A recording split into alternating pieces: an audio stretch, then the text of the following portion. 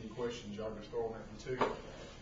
Just a kind of brief, I guess, description of how I got into it. Started playing guitar as a teenager, and everybody,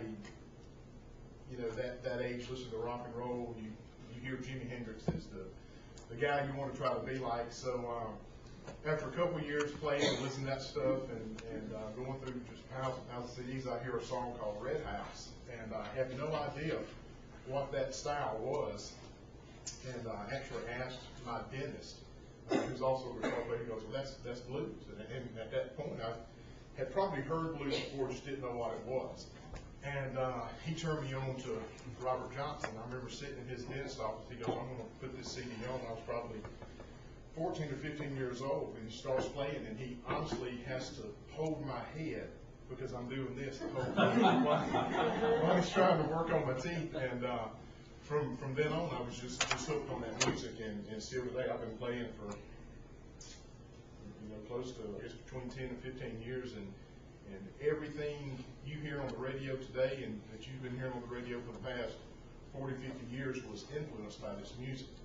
And I'll give a couple examples of that through this.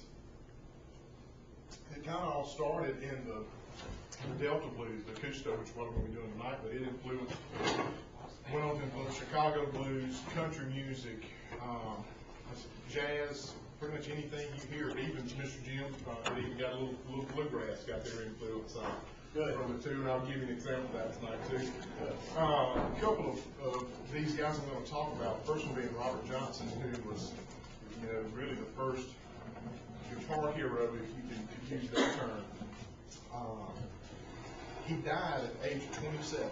He only had 41 songs, or 41 recordings of 29 songs, and from those 29 songs, we probably got 25% to 33% of all rock and roll we know today came from this one guy in just those couple of recordings. Did it loud? Yeah.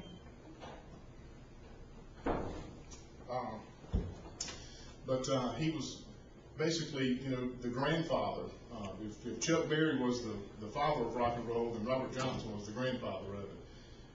Recorded only in 2 years, 1936 and 1937.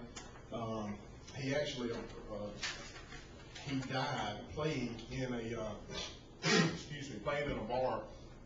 He was playing with Sonny Boy Williamson and Honey Boy Edwards, and the story goes that Robert Johnson had been kind of talking to one of the waitresses there in the place, and her husband got real jealous about it and poisoned his whiskey. He was taking the lady takes him a jar of whiskey, and Sonny Boy Williamson actually knocks it out of his hand and said, "Don't never drink anything from somebody you don't know who's bringing it to." Of course, he said, "I'm not going to worry about that." And sure enough, it was poison, and that was the end of it. And as goes blues, there's some terrible stories like that in a lot of his music. But the first one I'm going to do is called "Kind Heart Woman."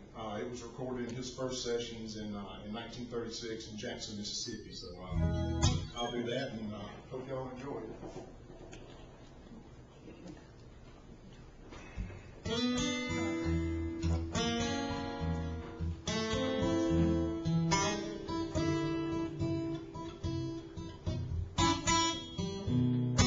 I got a kind-hearted woman, doing things well for me.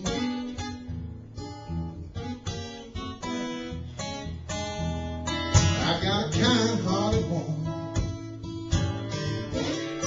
doing things well for me.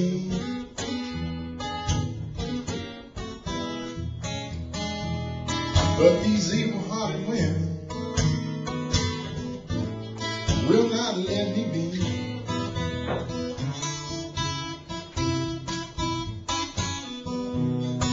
She's a kind-hearted woman, studies evil all the time.